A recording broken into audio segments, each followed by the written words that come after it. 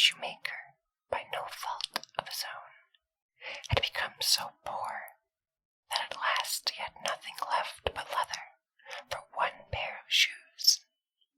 So the next evening he cut out the shoes which he wished to begin to make the next morning, and as he had a good conscience, he lay down quietly in his bed, commended himself to God, and fell asleep. In the morning, after he had said his prayers, and was just going to sit down to work, the two shoes stood quite finished on his table. He was astounded, and knew not what to say to it. He took the shoes in his hands to observe them closer, and they were so neatly made that there was not one bad stitch in them, just as if they were intended as a masterpiece. Soon after, a buyer came in, and as the shoes pleased him so well, he paid more for them than was customary, and with the money the shoemaker was able to purchase leather for 2 pairs of shoes. He cut them out at night, and the next morning was about to set to work with fresh courage, but he had no need to do so, for when he got up, they were already made, and they found buyers who gave him money enough to buy leather for 4 pairs of shoes. The following morning, too, he found his 4 pairs made, and so it went on constantly. What he cut out in the evening was finished by the morning, so that he soon had his honest independence again, and at last became a wealthy man. Now it happened that one evening not long before Christmas, when the man had been cutting out, he said to his wife before going to bed, "What do you think of staying up tonight to see who it is that lends us this helping hand?" The woman liked the idea and lighted a candle, and then they hid themselves in a corner of the room, behind some clothes which were hanging up there, and watched.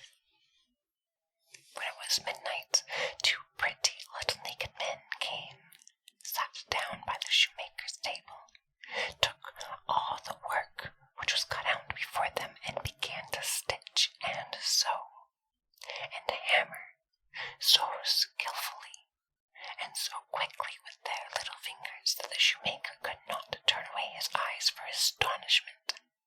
They did not stop until all was done, and stood finished on the table, and then they ran quickly away. The next morning the woman said, "The little men have made us rich, and we really must show that we are grateful for it. They run about so, and have nothing on, and must be cold. I'll tell you what I'll do. I will make them little shirts and coats and vests and trousers, and knit both of them a pair of stockings, and you, too, make them 2 little pairs of shoes." The man said, "I shall be very glad to do it."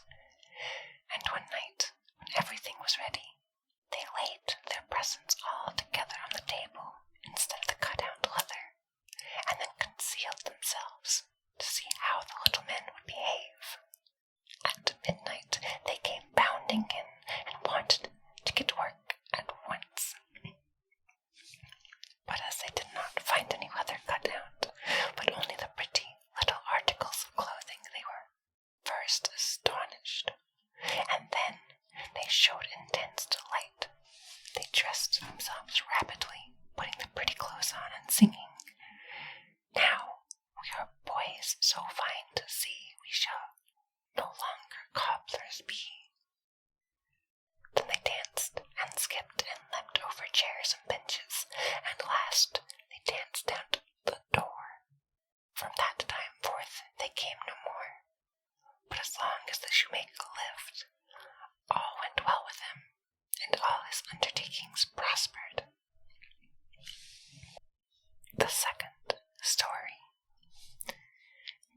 was once a poor servant girl who was industrious and cleanly, and swept the house every day, and emptied her sweepings on the great heap in front of the door. One morning, when she was just going back to her work, she found a letter on this heap, and as she could not read, she put her broom in the corner and took the letter to her master and mistress. It was an invitation from the elves, who asked the girl to hold a child for them at its christening and be its godmother. The girl did not know what to do, but at length, after much persuasion, as they told her that it was not right to refuse an invitation of this kind, she consented. Then 3 little elves came and led her to a hollow mountain where the little folks lived. Everything there was small, but more elegant and beautiful than could be described. The baby's mother lay in a bed of black ebony, ornamented with pearls. The coverlids were embroidered with gold. The cradle was of ivory, the bath of gold.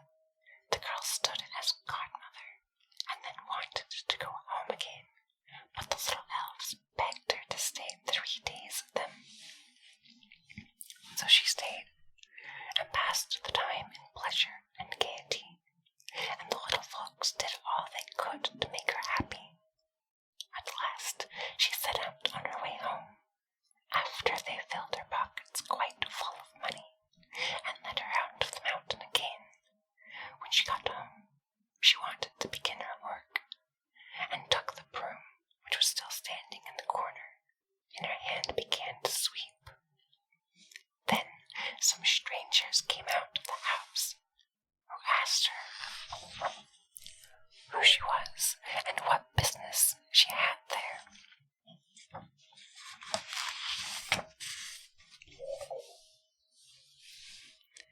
And she had not, as she thought, been gone 3 days with old men in mountains, but 7 years, and in the meantime her former masters had died.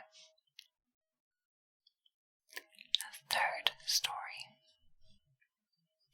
A certain mother's child had been taken away out of its cradle by the elves, and a changeling with a large head and staring eyes, which would do nothing but eat and drink, laid in its place. In her trouble, she went to her neighbor and asked her advice. The neighbor said she was to carry the changeling into the kitchen, set it down on the hearth, light a fire, and boil some water and 2 eggshells, which would make the changeling laugh, and if he laughed, that would be the end of him. The woman did everything that her neighbor bade her. When she put the eggshells with water on the fire, the imp said, "I am as old now as the Wester forest, but never yet have I seen anyone boil anything in an eggshell," and began to laugh at it. While he was laughing, suddenly came a host of little elves, who brought the right child, set it down on the hearth, and took the changeling away with them. I hope you enjoyed